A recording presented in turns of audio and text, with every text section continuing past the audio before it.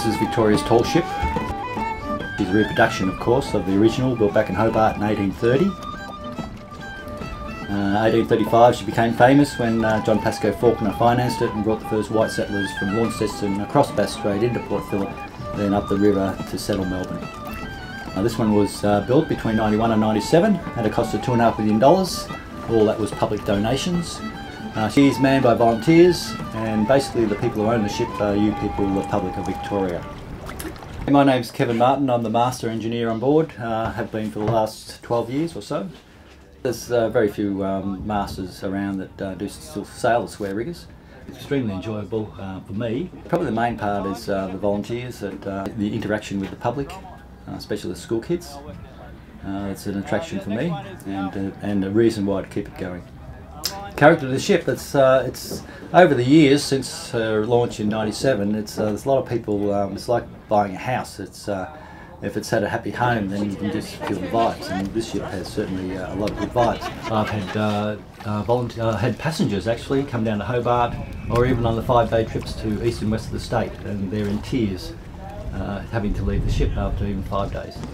So it's that sort of community effort that everyone puts in.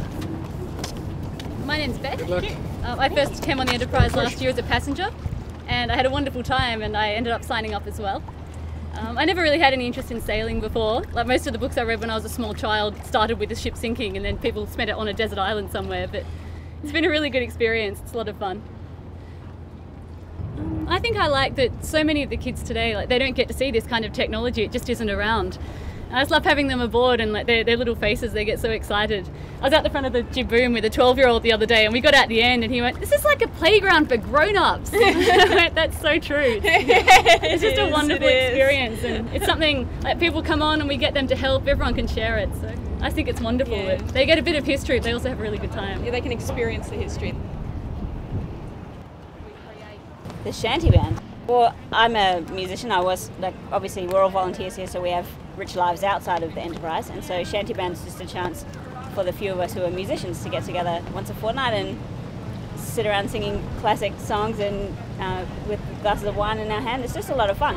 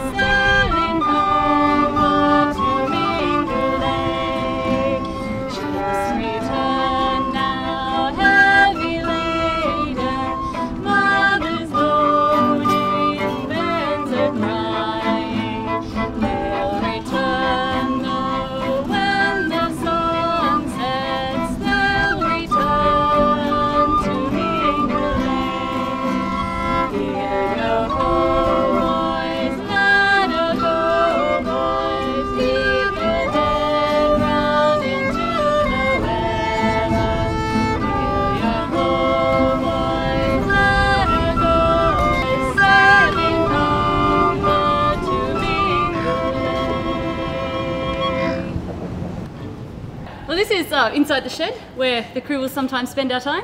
So we've got our little library there, so the crew and friends of the crew are welcome to borrow and read books. We've got some spare little violins that are really too small for most of us to actually play.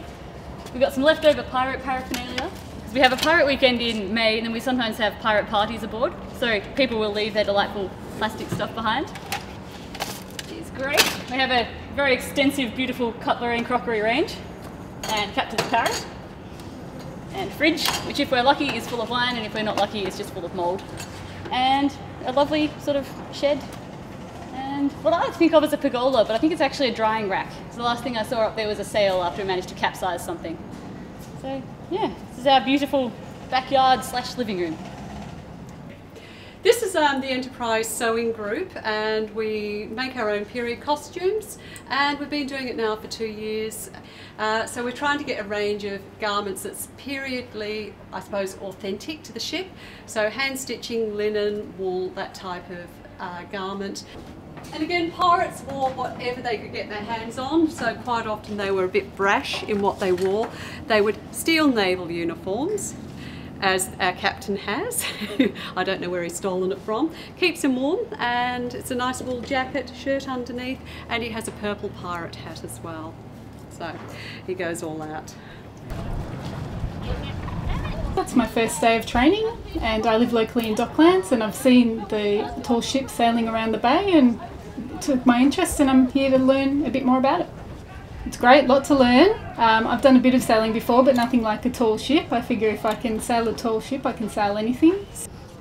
I think the most special thing is the sense of the team bonding and the community of volunteers that are here to assist, you know, school groups and just to teach the history of the ship and the founding of Melbourne. So I think the people sort of bring it to life as well. Right ashore! Well done. Yep, good throw. And start wrapping it around a few times. Then pass this bit through the eye that you've got that you're holding onto and over. And that tightens it like that. And that's a gasket hitch. I'm Tony O'Neill. I'm one of the latest volunteers on Enterprise. Enterprise is very, very important in the settlement of Melbourne. I think we need to know where we come from, and it'll give us a sense of where we're going. Looking good, guys. Ship shape and Bristol fashion. Yeah, love it. Who was asking why do you do it? I mean, I just look at the vista of the city of Melbourne and think that none of this would be here if the ship hadn't come in 1835 with 14 very ordinary people. I mean, the original crew on the Enterprise were farmers and builders and just, you know, regular working class people. And if you'd told any one of them that they were about to found a city of millions of people, they would have thought that you were pulling their leg. They never would have believed it.